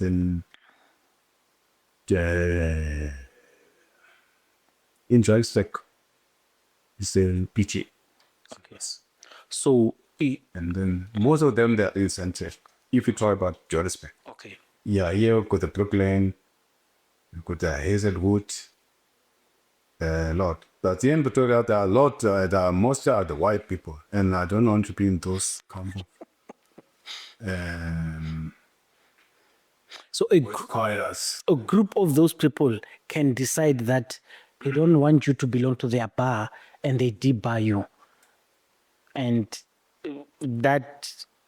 No, that it depends on the conduct, you see. Okay. But nowadays, since the inception of LPC, the disciplinary part of the lawyer, that's been Shifted from the past to the LPC. Oh, no, I understand. yeah. So at the bar, they can complain about you and report you to the Oh, LPC. no, I understand. Yes. Okay. Yeah. All right. But even LPC is not so bad. The LPC will deal with you, especially when you charge the money of the clients. You see. So myself, I'm not practicing. So- counsel now. When you talk about me being the party, what did I do? Because I don't have anyone's first money. Nobody ever came out and say the poor jealous attack. How much? They don't want to deal with the white people. You see, they protect the LPC is protecting the white people, the Indians. For the white person who run away with the money, millions if not billions. This white person I'm told he's in Australia. Why they cannot extradite him to come back and come and face the music? They want to say they come and lie. They say no, Tefo is shot the man. How can the SAPS go and report me at the LPC to say I shot the man with the police? Those people are elders. Are elder. It's not. What they say is opposite. And the person who went there to report me, LPC, is Mawera. Because he knew that I knew he's a drug dealer. Okay. Now, Here comes the problem. so he told me now, Yes. he's now babysitting the drugs now, Mawela is out. Yeah. Now be 2 minutes in the picture. And I've written the letter twice to Panyaza Yusuf that while he was during the time of Mawela, Panyaza didn't want to the premier. Yeah. My letter, I did a lot of, I did the dossier Yes. That I sent to the officer of the Premier Yusuf about Mawela. So that to stay. The Mawela has left. You see. But now, it's not done. But now, So what Ntadlam Kwanas is doing, you've done it before them, and you submitted to CS as well. Politicians did not act on your dossier. Is that what you're saying? I've done a lot. I don't know what is that Ntadlam Kwanas did. What is that? He did a press conference and Yeah, but you cannot compare him to me. I did a lot of things. I've been fighting these people, that fighting this corruption. yeah. You understand? Yes. So I remember the people that have been reporting is this man, Bheki. This is a very corrupt to the core. You see? And at once he even threatened me. It was on the 16th of August, 2021. How did he threaten you? 1 2 3. I was in Rosberg when I called him about the members that must be reinstated. He had been refusing to reinstate the members that I represented, the police officers. He said they don't want to reinstate them. And I assisted these members with contingency. Say, no win, no pay. You see, that's what I do. The members of the police, they don't have money. If someone has been dismissed from the work for 3 years, and then he goes to the private lawyer, because as for the union that you're talking about, they're useless, they're dead.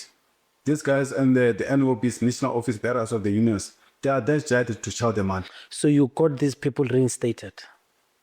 They don't want to reinstate them because these people are fighting me. They say they want to make sure that I get financial suffocation. Wait.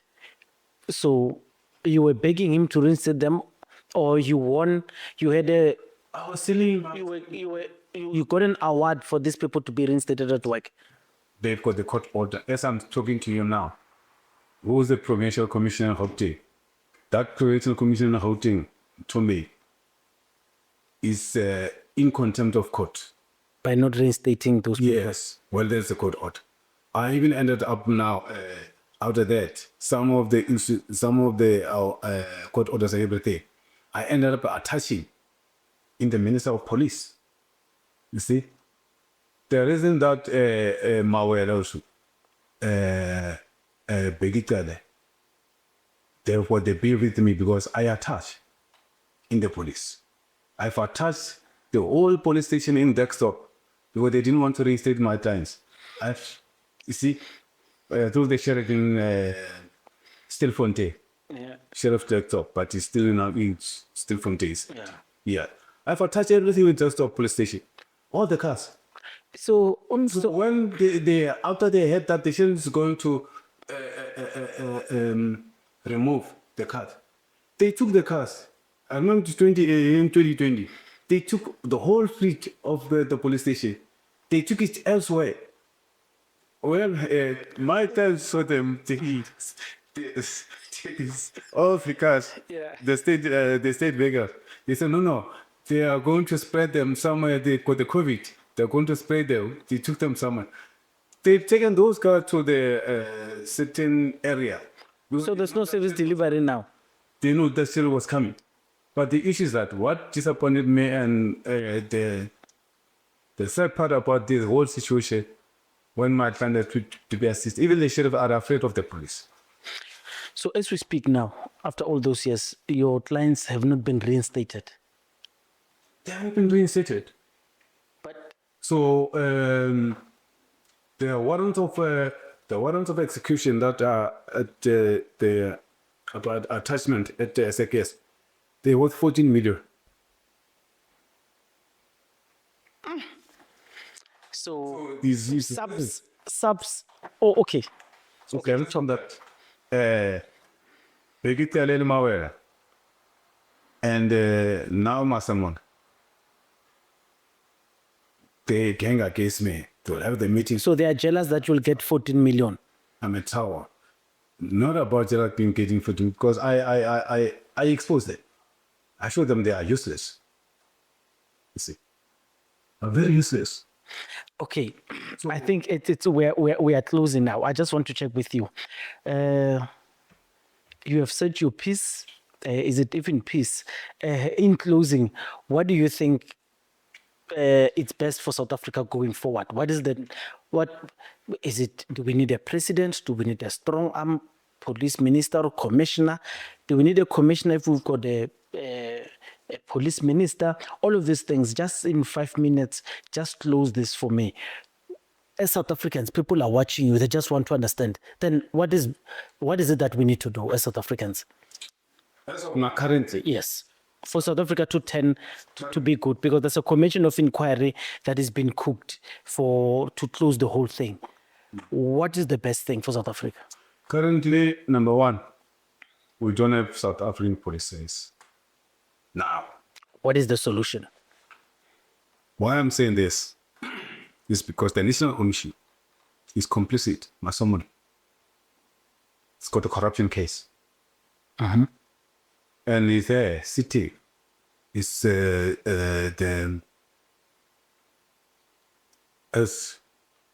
what do you call? No, the president is doing nothing. He's saying nothing. And then you got the deputy, DNC, Deputy National Commissioner for the Detection, Sevilla, is complicit. Of course, the Deputy National Commissioner for the Visport, Musikiri, is complicit. See, the list is endless in the police at the national. The whole management of the SAPS in the national must be dissolved, must be under Section 100A, under administration.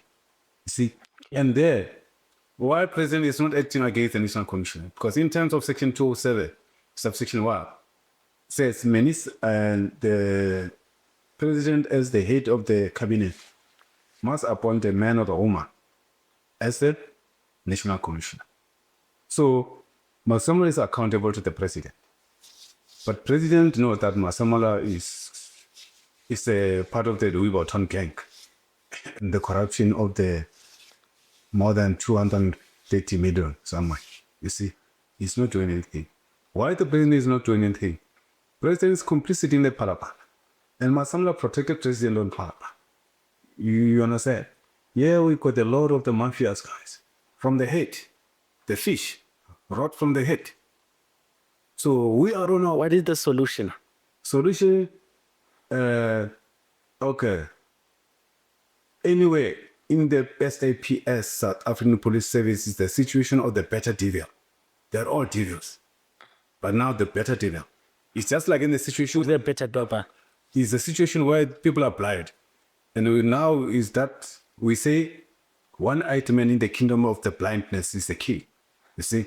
Now in this regard now, Lieutenant General Ntandam Konazi is a better devil. It's not that he's not a devil, it's a better devil. You see? Now, it's need me. When I resigned from the police, it was after I was charged with 130 counts of misconduct, which were fabricated. Fortunately, I've completed my LLB by that time. I had to resign. You see, because it was push. But I lodged the dispute of constructive dismissal because I jumped the bandwagon while I was not supposed to jump. Yes. Now my matter is there. It's here. It's there at Bheki Council. That matter is coming anytime.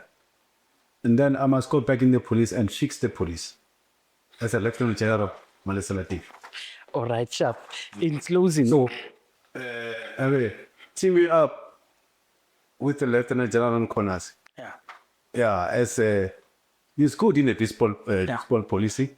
And then I've got the people that can be, I've got the person that can be additional country. This person Who is that? No, I won't mention the name. All right, sharp. But he's qualified. He's a qualified lawyer. Sharp. Let's do this. You do have... But the people will be wish me. I said this, I only been bad God, Lieutenant General. Let's get about it. So, let's do this. I'm sorry, I said that. Let's do this. Do you have pending cases that you still need to attend? Because now we want to introduce, at the end, we want to introduce for people, if they want to help fund you, that beggar body that they will see at the end of the screen. The case, I've got the case that I have to attend on the 5th of August, next month. This case, I'm attending at the Magistrate Court. Yeah. That one, the case that I was arrested and taken to Hoshimampur. Yes. Yeah, where they were saying that there was a fraud and all those things. So what is it? Just in short, in less than a minute, tell us why are you answering for that? Because we need to introduce the Fund Me campaign. No, it's a policy because I've charged for, according to they say the allegations that people are paying into my account while I'm advocate. I'm not practicing in terms of Section 34, subsequent to paragraph B. So, so in short, they're saying you are getting money directly from clients instead of getting money from attorney. And who are those clients? Are these 5 guys who have been arrested allegedly for killing Senator Miwa. They charged me for that. They say this time they paid me. And I was doing the case pro bono for them. Is it true that these people paid you? No. If they paid these people, they paid Towan. Why are they jumping Towan? They come to me, advocate. Towan is the one who's supposed to have the trust account. If they paid these people, they paid Towan, not me. And now Towan is being spared. There's that judgment of striking me from the road. You look in that judgment. That judgment is purely judgment for the person who practices with a trust account. So, Towan is my friend. Towan, we've been together at the University of Johannesburg. And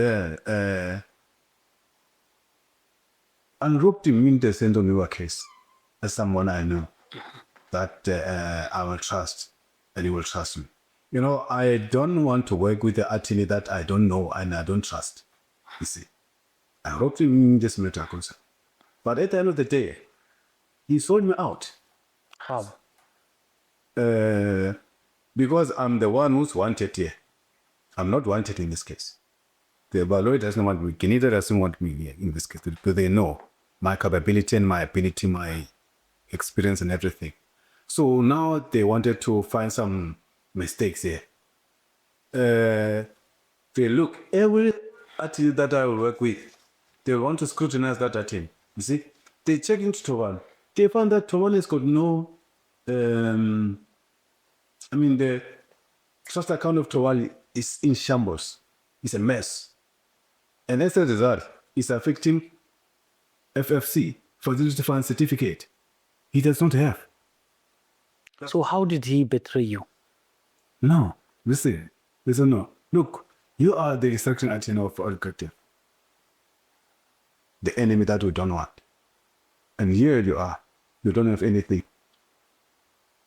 You must be struck off the road. But give us thief. So that's how he sold you out. Yeah, then he told them, Baloy was part of those people that give us thief so that we can report him. You see? And then Judge Ledo would just make this people must bring the application before him, and then it's a fraudulent application to strap off the thief of the road. He appointed Bokakoi, appointed Nyati, give them the money, say thief is struck off the road, then the whole thing is covered. You see? So now Towan was the one was so that then you go back, you check that judgment. The judgment is striking off the road some legal practitioner who's got a trust account. I don't have a trust account. You look into that and they say there's a curator police. How do you appoint a curator police for me? Well, I don't have a trust account. And they say curator police is Johan van Staden. Johan van Staden, after I realized, this nonsense that he did, I now started to investigate it. Guess what? Johan van Staden does not have a legal qualification. He's got a forensic certificate. How can the person who does not even have him to be jurist fire me, the lawyer, advocate? Johan van Staden is qualification to be able to say I'm a director of the LPC and I've got the powers to call the lawyers to the disciplinary area and fire them. It's because of his pinkish color. He's pink.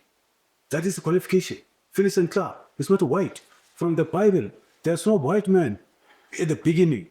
You see, I still to see a white man.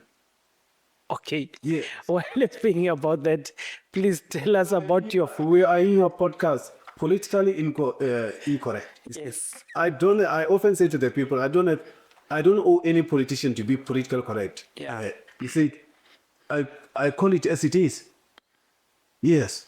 And I bring it, I cough it from the chest, straight to where it belongs. For those who want to contribute to that the Tefo, Tefo Cele, Braden Tefo, the advocate, you'll see it at the end of the screen. This is where you can, in the description, we'll put a link for you to go and contribute there. I think this is the best we can do as South Africans. Those who do not want to, it's not a force. It's just people were saying, please bring the food so we could do this thing. Machine politically incorrect. It's been a long one. I don't want it to be this long. He speaks a lot, and I do not want to interrupt him. Again, many questions that I've not asked, because if I ask it, it's going to be much longer than you guys wanted. But Vovo, in closing, Ralewa for coming, and wish you good luck for all your legal battles. We hope this episode has not created more problems than you already have. Thank you. There must be problems, Dr. Marshall. So if we can live in the world where there are no problems. Remember, they said, where there is a human being, more than one, there must be a conflict. So how are we going to get wise and intelligent if we cannot solve the conflict? Machine, right there. That's his code for ending this thing. Bye.